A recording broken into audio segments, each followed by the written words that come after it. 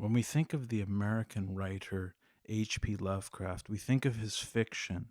We think of his cosmic horror, characterized by ancient gods reaching their tentacled appendages into the human realm and disrupting all semblance of epistemology, the ability to be certain in what we know. And in fact, Lovecraft wrote about epistemology, the ability to be certain in what one knows. When he writes in his 1928 story, The Call of Cthulhu, he writes, "The most merciful thing in the world, I think, is the inability of the human mind to correlate all of its contents. So if we could understand through science our insignificance cosmically, it would drive us mad. And in fact, that is the fate of many of the characters in his fiction. But whether one believes in the existence of alien civilizations on our earth that long precede our own, whether one believes in Cthulhu or entities like him, Lovecraft in his poetry wrote about a particular horror that is also cosmic, life's mystery. And he wrote in the same vein as Shakespeare when in Macbeth, Shakespeare writes, "Life's but a walking shadow, a poor player that struts and frets his hour upon the stage, and then is heard no more. It is a tale told by an idiot, full of sound and fury, signifying nothing." My name is Carl Kronos, and you're listening to Poetic Parallels number 10. Poetic Parallels is a weekly poetry podcast in which I feature work by an established poet. I share a poem of my own, and then there's a musical interlude to set the tone. Afterwards, we talk about what do each of these poems have to say to one another. There's a dialogue between the poems, and hopefully we arrive at some concrete understanding at the end. Today's poet is HP Lovecraft. We're going to talk about something a little scarier than tentacles, a little scarier than gods, life itself. Let's get into it. Life's Mystery by H.P. Lovecraft.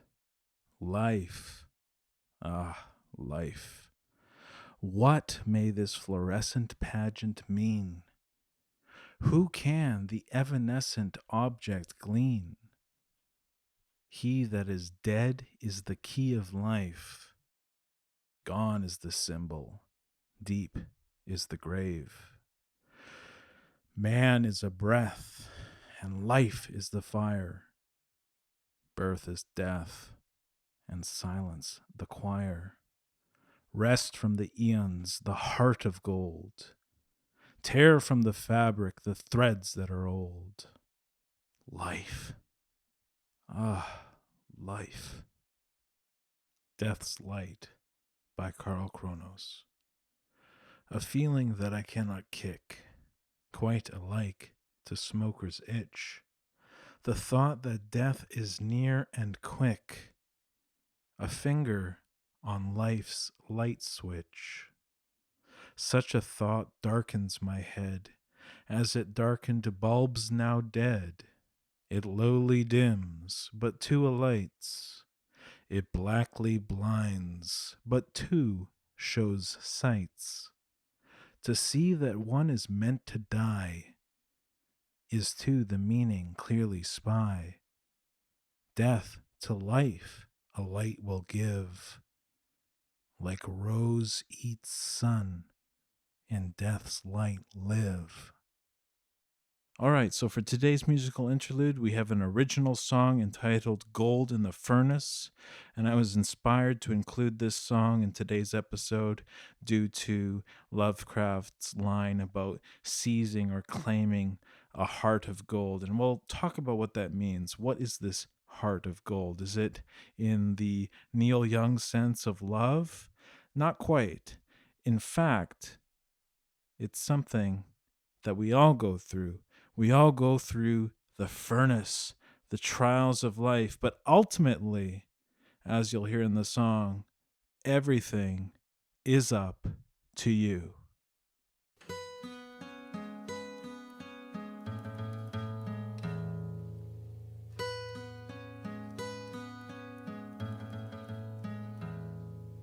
I've lost and gained, I've failed and I've won. It's just the same as anyone. Maybe there's more than this. I see the dawn of strange bliss. Gold in the furnace will come alive. What doesn't burn us will make us shine. The heat of life can overwhelm. It makes me wonder who's at the helm. Maybe there's no greater truth than everything is up to you. Gold in the furnace will come alive. What doesn't burn us will make us shine.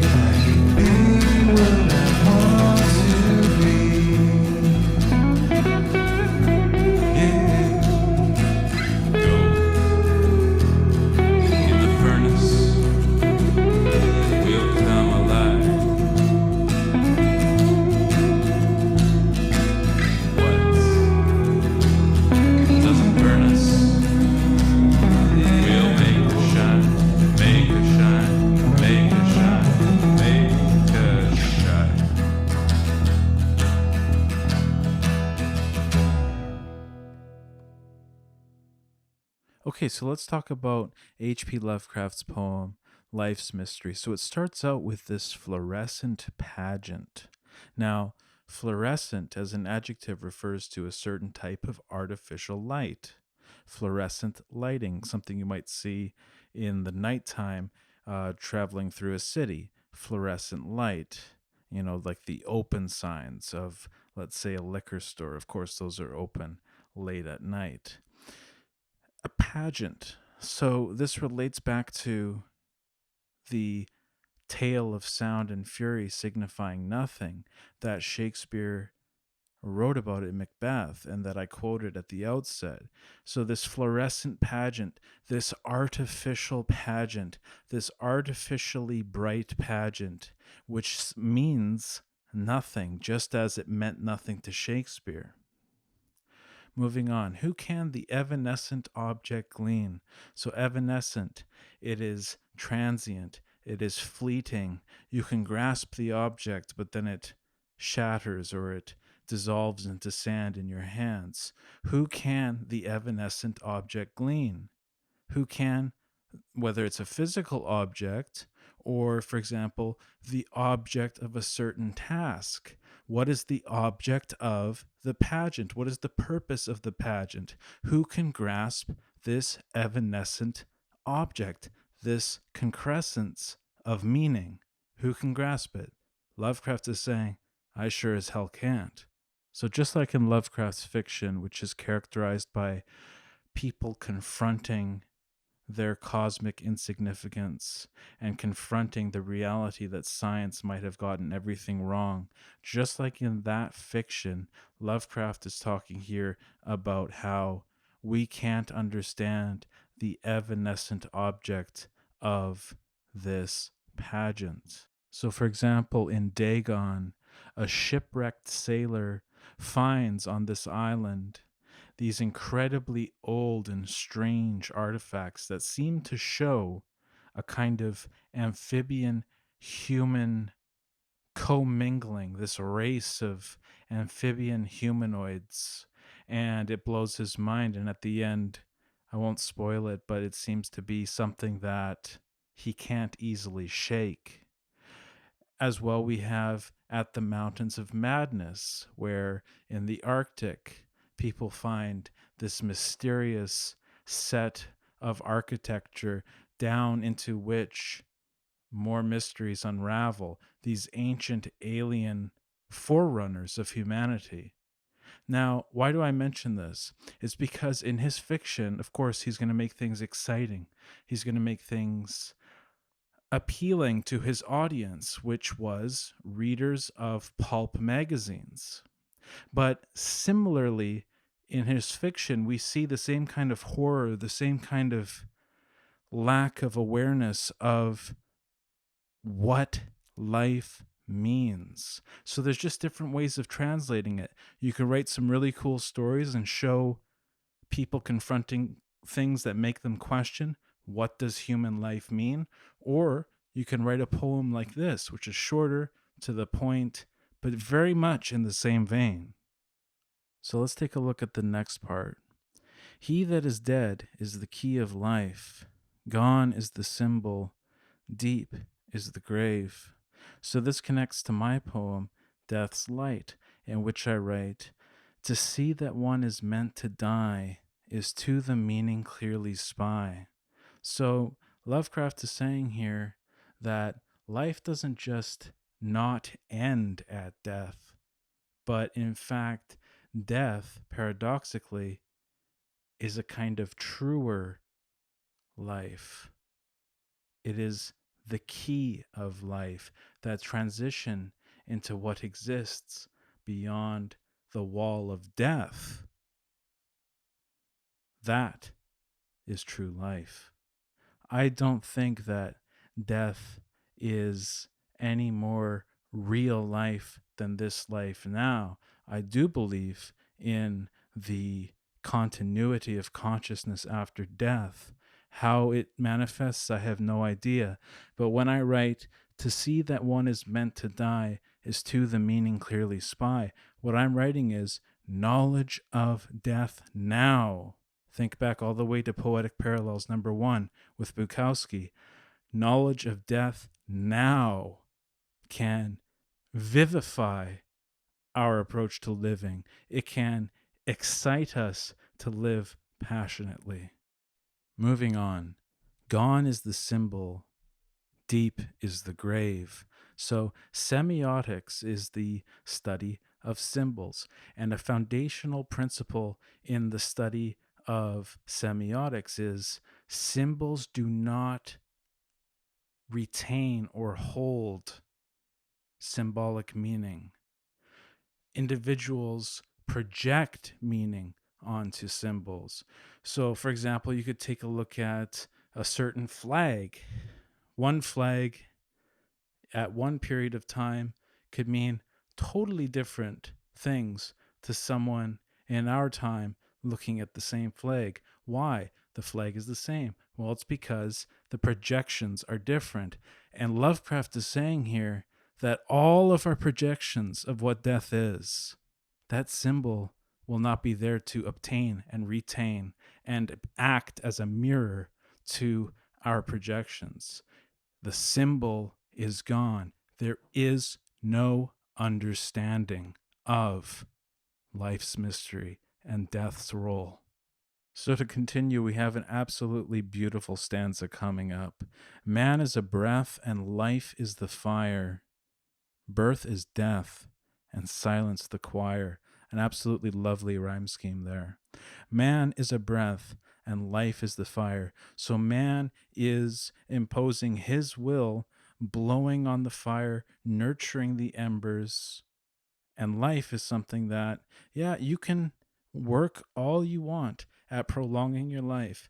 You can blow on those embers, you can blow on that fire, but eventually your fire will be snuffed out and you'll be left blinking in the darkness in the wilderness, not sure of what's on the horizon, not sure if you'll even survive the night. So again, we see the inadequacy of mankind. We see the inadequacy of knowledge. But here we see also the inadequacy of action. So just like in Lovecraft's pulp tales, any action taken to try to protect the community from these strange creatures, from these forces like radiation, the color out of space, slowly changing people and the community itself. Our ability to act is insufficient. Our ability to know is insufficient. This is a classic Lovecraft theme. And then we get to a couple of paradoxes here. Birth is death, and silence the choir. So, birth is death, relating back to my poem, relating back to my song. Death can be conceived of as a furnace through which we go and come out at the end shiny, golden, worthwhile, and not worthwhile just to others. That's important, but worthwhile to ourselves. So birth is death, death is birth. The paradox is that you, like in Eastern philosophy, can die before you die, become totally accepting of death, and that gives life a full, rich, shiny, golden luster. And then we get to this imperative: rest from the eons, the heart of gold. Now, what is this heart of gold? I sang about it in my song, Gold in the Furnace. Gold in the furnace is not just about throwing ore into a furnace, having it melt and undergo chemical processes, and then come out a beautiful gold bar. It's not that simple. Instead, it requires alchemy. And what was alchemy about? Alchemy was about, and still is about, transmuting the base metal of lead into gold. So, make for yourself a heart of gold. It's worthwhile, not just to others, but to you. You know, gold has long been a store of value. Make your heart a heart of gold. Tear from the fabric the threads that are old.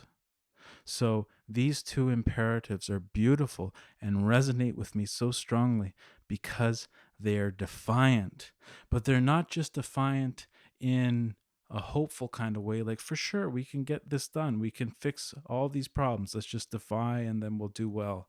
No, this defiance is defiance against the most monumental, the primordial realities of life and death. Even in the face of these gargantuan problems, Lovecraft here is defying, and that to me is a quality of exciting poetry. All right, so in the light of Lovecraft's poem, Life's Mystery, how should we approach mine, Death's Light? A feeling that I cannot kick, quite alike to smoker's itch. So it's a physically felt, but also psychologically felt issue here. I don't know if you've ever had the good fortune of quitting smoking. Don't start if you haven't started. But quitting smoking involves physiological needs as well as psychological needs. So I'm comparing this feeling of death's imminence to something that's both physically felt but also mentally felt. The thought that death is near and quick, a finger on life's light switch. So it's there. You just don't know when it's going to be depressed, when the light switch is going to be depressed. Such a thought darkens my head as it darkened bulbs now dead. So there's a little bit of a pessimism here. My head is darkened. But then, as the poem progresses, insight flows. So what is that insight? It lowly dims, but to alights. It blackly blinds, but to shows sights. So here I'm using paradox, just like Lovecraft in his poem, Birth is Death, silence the choir, paradoxes.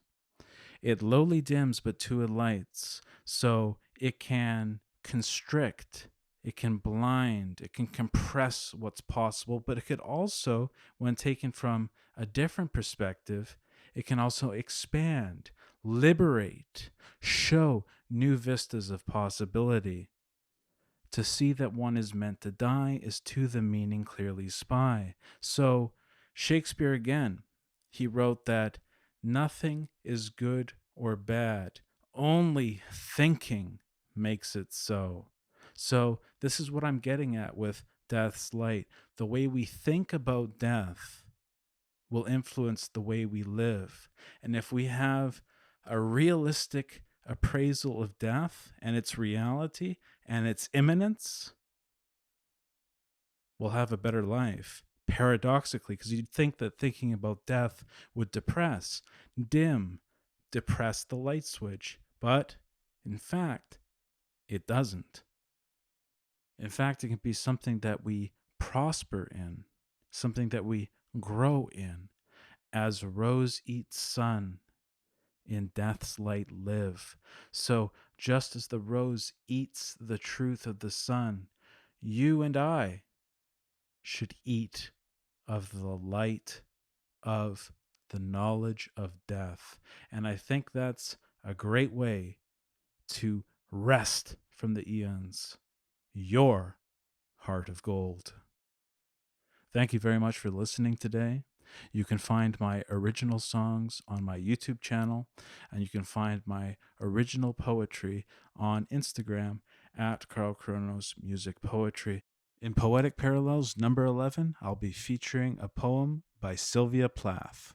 Now, I hope that today's episode wasn't too weighty, wasn't too heavy. We're talking a lot about death, but that is what poetry is about. It's about matters of life and death. And the American philosopher and ethnobotanist Terence McKenna, I've mentioned him before, he has an exceptional quote which I think applies. The aim of art is to save the soul of mankind. Anything else is a dithering while Rome burns.